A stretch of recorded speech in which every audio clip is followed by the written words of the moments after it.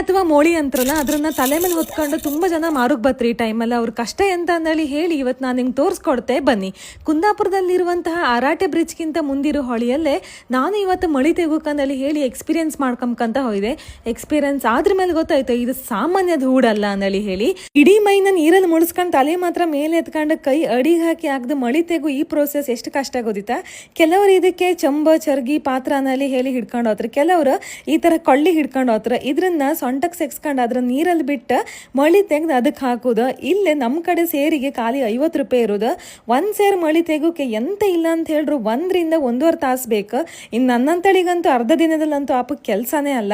ಇಲ್ಲಿ ಮಳಿ ತೆಗೋ ಬಪ್ಪರೆಲ್ಲ ಮಾರುಕೆ ಬತ್ರ ನಳಿ ಅಲ್ಲ, ಎಷ್ಟು ಜನ ಹಾಬಿಗಂದಳಿ ಹೇಳಿ ಬತ್ರ, ಕೆಲವರು ಇಂಟ್ರೆಸ್ಟ್ ಇದ್ದು ಬತ್ರ, ಇನ್ನು ಕೆಲವರು ಮನೇಲೆ ಗನ ಫ್ರೆಶ್ ಮಳಿ ಸಾರು ಅಥವಾ ಸುಕ್ಕ ಮಾಡ್ಕೊ ತಿನ್ಕಂದೇಳಿ ಹೇಳಿ ಗಂಟೆಗಟ್ಲೆ ನೀರಿಗೆ ಇಳಿದು ತೆಗುವರು ಇರ್ತಾರೆ. ಇದ್ರಲ್ಲೂ ಮಕ್ಳು ಮರಿ ಎಂಬುದಿಲ್ಲದೆ ಯಾವ ಜಾತಿ ಭೇದ ಭಾವ ಇಲ್ಲದೆ ಎಲ್ಲರೂ ಒಟ್ಟಾಗಿ ನೀರಲ್ಲಿ ಮುಳುಗಿ ಮಳಿ ತೆಗೆದು ಅಂತಾರ ಕಾಂಬುದೇ ಚಂದ.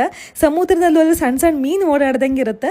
ಇನ್ನು ಇವ್ರು ಇಷ್ಟು ಏಜ್ ಅವರು ಇಷ್ಟು ಎನರ್ಜೆಟಿಕ್ ಆಗಿ ಇದ್ರಲ್ಲಿ ಕೆಲಸ ಮಾಡೋದ್ ಕಂಡು ನಾನೇ ಶಾಕ್ ಆಗಿ ಹೋದೆ. ನೀರಲ್ಲಿ ಮುಳುಗಿನೇ ಮಳಿ ತೆಗಿಕಂದೇಳಿ ಹೇಳಿ ಎಂತದ್ದು ಇಲ್ಲ. ಎಂತಕಂದ್ರೆ ಈ ತರ ಡ್ರೈ ಪ್ಲೇಸ್ ಅಲ್ಲೂ ಮಳಿ ಇರುತ್ತೆ, ಅದು ಒಂಥರ ಕೆಸರಿ ಗುಂಡಿ ತರ ಇರುತ್ತೆ, ಅದ್ರಲ್ಲೂ ಕೈ ಹಾಕಿ ಮಳಿ ತೆಗಿಲ್ಲ. ನೀರಲ್ಲಿ ಮುಳುಗುದು ಗಂಟೆಗಟ್ಲೆ ಇಲ್ಲಿ ನಿಂತ್ಕೊಂಡು ಮಳಿ ತೆಗೋದೇ ಒಂದು ದೊಡ್ಡ ಸಾಹಸ ಅಂದೇಳಿ ನಾ ಹೇಳುದಿಲ್ಲ. ಇನ್ನು ಇದ್ರಲ್ಲಿ ಇನ್ನೂ ಕಷ್ಟಕರದ ವಿಷಯ ಅಂತ ಗೊತ್ತಿತ್ತಾ, ಮಳಿ ತೆಗೋತಿಗೆ ಕಳ್ಳು ನಾಡನಲ್ಲಿ ಸಿಕ್ಕುತ್ತೆ, ಅದು ಕೂಡ ತಿಂಬಕ್ ಭಾರಿ ಅಂದ್ರೆ ಭಾರಿ ಟೇಸ್ಟ್ ಇರುತ್ತೆ. ತೆಗುದ್ ಮಾತ್ರ ಭಾರಿ ಕಷ್ಟ. ಕೆಲವರು